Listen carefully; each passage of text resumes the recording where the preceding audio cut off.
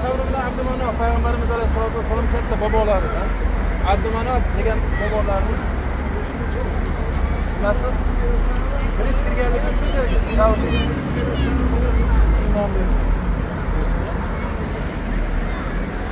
Savr tog'iga keldik.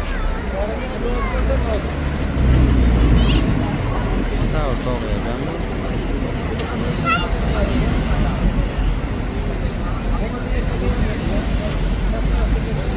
Savr ho'kiz degan ish ham tepadan qaraganda ho'kizga o'xshaydi.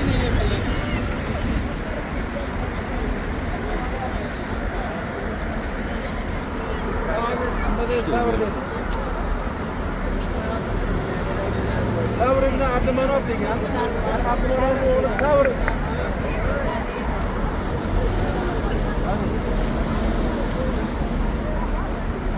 Abdumanovning o'g'li Savr degan odam birinchi u g'orga shu kishi qadam qo'ygan ko'rgan ekan.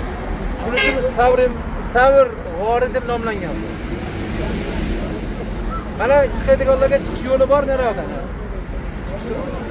Ertaga xudo xolasa vaqt o'z tashkillashtiramiz chiqadiganlarga. Quvvat bo'ladi. Bu Hiro g'oridan yuqori balandroqda. Shu ko'rgan tushyapti.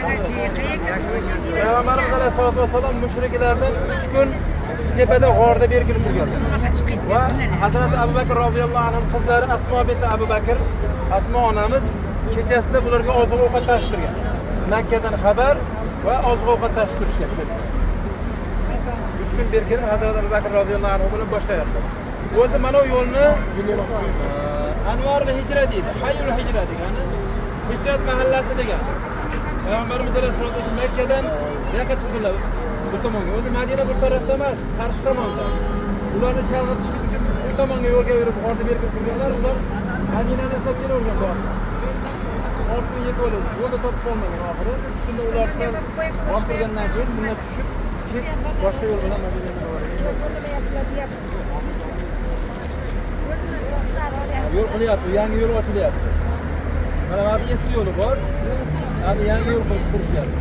Mana Xiroga o'xshagan. Ha, mashina chiqib. Umumiy zaman qismida to'g'ri nariroqda turibdi.